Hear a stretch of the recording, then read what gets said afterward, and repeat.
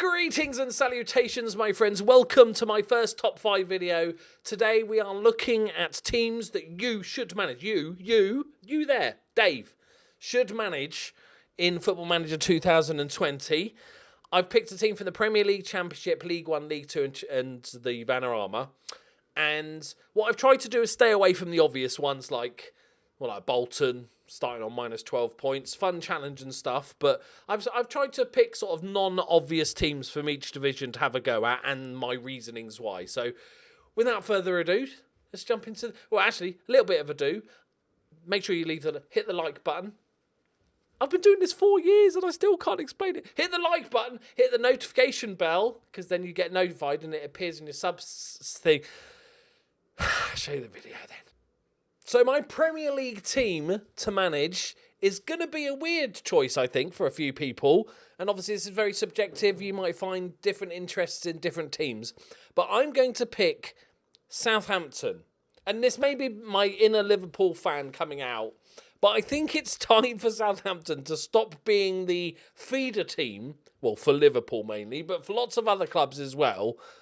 They've got a really interesting setup, in that they've got very good facilities, they've got a history of producing amazing talents, they've got superb training, superb data, superb youth, good academy, excellent youth recruitment.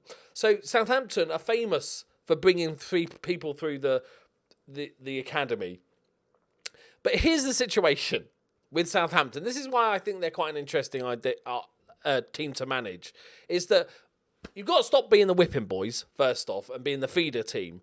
But the club's vision, I think, is in line with what a lot of football managers like doing, which is attacking football, young players. So they want you to sign under 22s, play possession football, youth system, entertaining football. Do not sign players over the age of 28. Sign players under the age of 23 for the first team. So they're all about youth, which is fantastic. They have a little bit of a bloated squad. In their team, they have a bunch of sort of experienced players by now, like James Ward-Prowse, been here for years, Danny Ings, Boufal and all that sort of players. They've got a decent little sort of group of players here. They've got a couple of the half-decent youngsters, but they've lost all the main good ones. And then you have this sort of chunk of players that are sort of 3-star. You'll have to go through them individually, check them out. In the development centre, however... one thing's nice to note whenever I join a club is that their under-23s is just ginormous. And if you look down the wages, there's a lot of money being pissed away.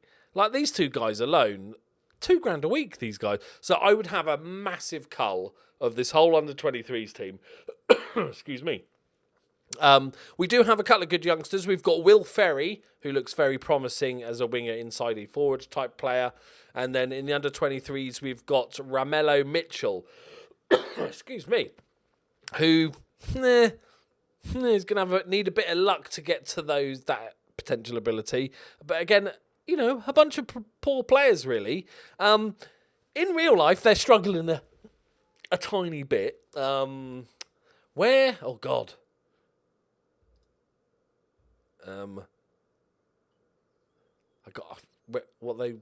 What do they want us to achieve this season? Where has it gone? So 5-year plan, ongoing. So there we go. End of current season, mid-table, which actually is quite a challenge, I think. FA Cup 5th round, 4th round of the Carabao Cup. Yeah, mid-table, I think is actually quite tricky. They are They've got some decent strikers. You've got Che Adams. You've got Danny Ings. You've got Shane Long, who doesn't score goals, but he runs about. It's quite an ask, actually, I'd say. So I like the fact that Southampton, rather than being like, I think they're better than a relegation battle in FM. But I think having a team where for the last, just ever since they've been in the Premier League, and probably before, they would do all right. And then a big team would come and swallow one of their youth players. And they'd do all right again and then gobbled up another one. And they've always been that. And I think it would be a really fun challenge to to actually make Southampton a footballing giant and stop selling all their young good players because they've run out. Clearly, you'll have to wait until next youth intake to actually get some decent young players. So it's a tricky challenge. If you do go ahead with it, come back and let me know in the comments. I'm interested to see, because I haven't played a full season yet, if 12th is realistic. That sounds like optimistic to me. But there is my pick for the Premier League. Now let's move on to the Champions. As I completely forgot to tell you, we've got a £25 million transfer budget, which is good. We only have £2.9 million in the bank, so that they're very trusting, which is nice, and they've got a very small bank loan, but that's not too bad. So they're in a good position. Stable, secure, ready to go to the next level. The Championship. I've looked through this, right, for a while now, and there is so many good teams that you could do a save with in the Championship. You've got a few up-and-coming teams. You've got so many teams that were recently in the Premier League and have fallen down. You've got teams that are really struggling financially and stuff like that. But I've decided, in my infinite wisdom, that you should manage Hull City. And it's not just because a mate of mine plays for them, Jared. Well, actually, it is part of that, but not because he's a mate of mine, but because he's amazingly good in the Championship, right? So let me take you through the club.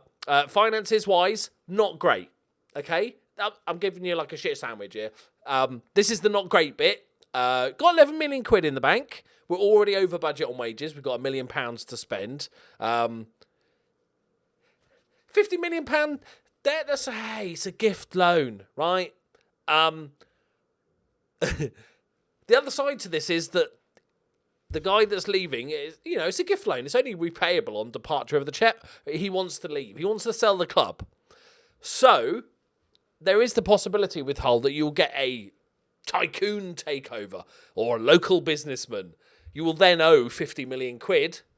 But other than that, there's nothing too much to worry about on the finances front. The real reason I like the idea of Hull, they're another team that wants to play young players attacking possession football, which is always good with me. All they want to achieve this season is to avoid a relegation battle. And I think the squad easily has enough to avoid that. So I think this is one of those saves that actually, especially with a new game, this might be kind of a perfect proving ground. Because I think you've got enough in this team that you can go and easily survive in the Championship that first season. Whether you decide to fix the money issues, you sell one of the star players. Basically, there's 3 guys in this squad that are, got a lot of good players, but there's 3 guys I want to point out. We've got Daniel Batty, homegrown talent, defensive midfielder, 5-star potential, only 21 years old. He's been Hull all his life.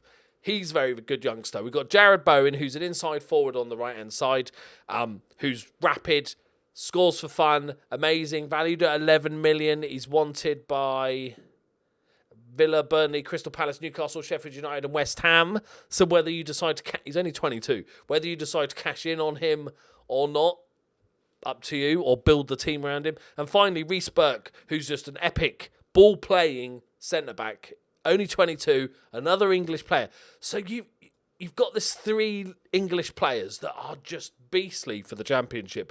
But not only that, we've got a couple of good youngsters. We've got Da Silva Lopez, 20-year-old Portuguese, but also in the old under-23s, we've got a plethora of good young players here. We've got Jacob, he's out on loan already. Not bad at all. Another English player, 18 years old. Got a goalkeeper. We've also got some under-18s that are pretty good. I lied. They were in the under-23.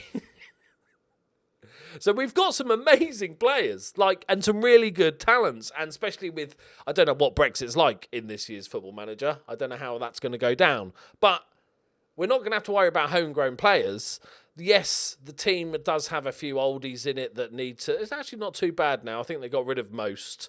But we've got old Eric Licage. He's been around for donkey's years in FM. I'm definitely sure that's not how you pronounce his name, but we're going with it. Any fun names? I don't think we've got any.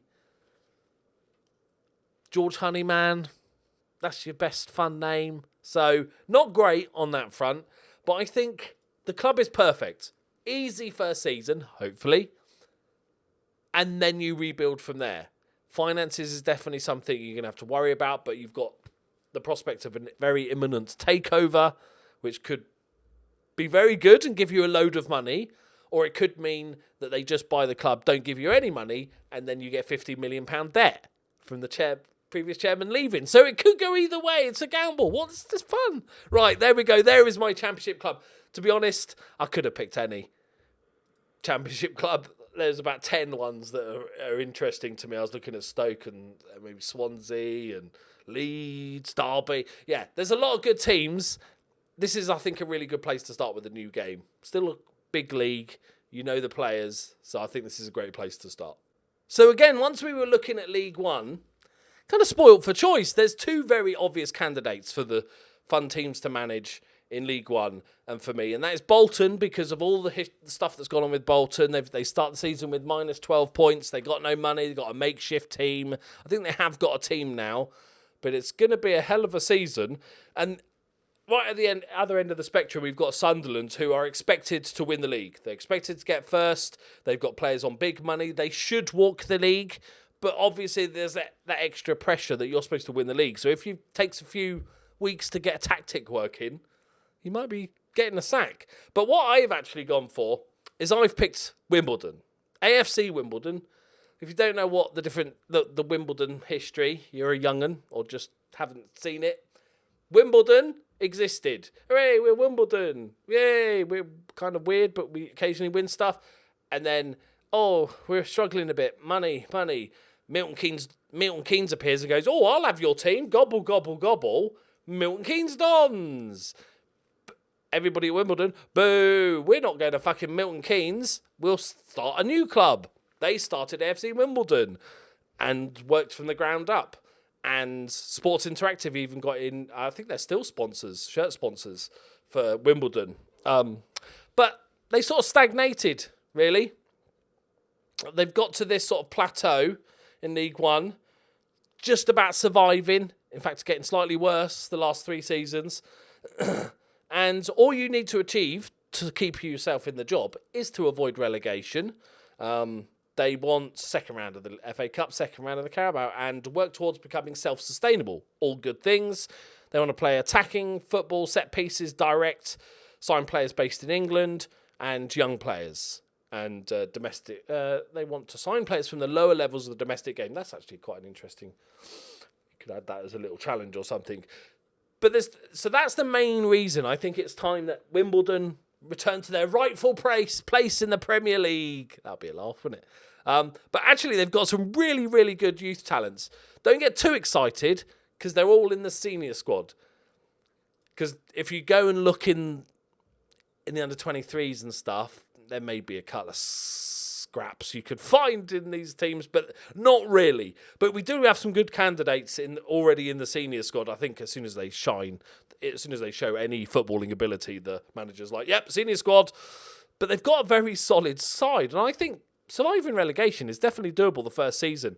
So you've got a club that's saying, look, develop young players and sign young players and stuff like that. We don't really have any good youth set up. The facilities are, I guess, average, slightly below average for League One. And you've got no current good youth players, but you've got a really solid starting squad. And I think surviving should be doable. You've got a Scotty Wagstaff up top in the midfield. Didn't he used to be a striker? That's a different Wagstaff. Moving on, you've got Kwesi Appiah up top. You know, that's all I've got. Actually, Joe Piggott's quite a bit of a beast at this level. So you've got a decent squad and no money. It's League One, but also a team. I've managed AFC Wimbledon a number of times over the last few years because they don't have much history, right? So it's really easy to break. It's easier to break records at AFC Wimbledon than most other clubs. I like breaking records. I like achievements, right? But there you go. There is my pick for League One. So as we slip further down the leagues, my footballing knowledge fades slowly away. I've scanned through the teams and sort of read up a few bits, but there was maybe 2 teams I kind of like Forest Green as well. But two teams I really think stand out. One is a relatively newcomer, that's Salford. You know, the Salford story and all the Man United stuff and all that. So that's kind of obvious. But there's also a little team called Crew that I think they are a Football Manager legend, right? And I'm picking them for the same reason. But whenever somebody asks, like whenever anybody would ever ask on a forum, because there used to be things called forums that people used to chat, I'm looking for a team to manage. Who shall I manage? And people so often suggest Crew. The reason being, they're a little team so you can work your way up with, but they've got a good youth setup. They've got no real money. And for the last God knows how long, they've survived on producing good youth talent, selling them on, surviving until the next one comes around. So they've kind of just been in this sort of bang averageness for about 12 years of flitting about League 1, League 2. Not really doing much. Don't have much in the way of finances. You've got 20 grand to spend. Projection is as terrible as it always is. No debt, which is good. The club's vision, play attacking football, entertaining football, youth system. Fully expected. Avoid a relegation battle first season. Not too bad. I like that. It's good. It's doable. So obviously the big draw with Crew is their young talent. So if we go into the facilities, we see that they've got excellent training facilities, basic data and average youth facilities, adequate academy coaching and good youth recruitment. At League 2 level, that is, extraordinary. So that's your main pull. You've still got some very good players, like sort of first teamers, like Perry Eng, is that? I want to go Eng. Who can play as centre-back, full-back and stuff like that. I'm not going to go through the sort of players too much individually. But as you can see, we've got potentially 5 players here, 19 to 21, all with 5-star potential. All could possibly make it. Not only that, we've obviously got our under-23 squad. We've got a couple of good players. We've got our under-18 squad, which is not... There's not much in it, to be honest. It's a very... Unlike most squads, which I really hate, where they've got 600 players, it's a pretty small squad. Their under-23s is pretty small. I appreciate that. I like that. But as always with Crew, simple enough challenge. You start off, you've got no money, but you've got a good youth system. So every time there's youth intake day, you have to say a little prayer to the FM gods and, get a little gem, a little fruity, a little rough diamond that you can polish up, sell for a couple of million, and that'll send you on your way, basically. I've managed Crew 3 or 4 times and always had a laugh because it's you don't have to spend £10 million upgrading the youth facilities. They're already ready to go. They just don't have any money or good results recently. But, you can change that. So here we are down in the Vanarama League and, my knowledge is pretty small at this point. I've gone through some teams, and there's a couple that interested me. Boreham Wood interested me. Who's the other? Yeovil interested me, but they're supposed to come third this season. It's quite a tricky one. To be honest, I've mainly done this for Jeff Stelling. Okay, Hartley Paul have been on quite a decline recently. The board want us to finish mid-table this season, but we are predicted to finish 19th.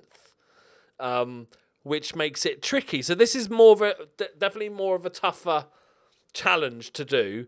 As you'd expect, there's no money whatsoever. There's debt.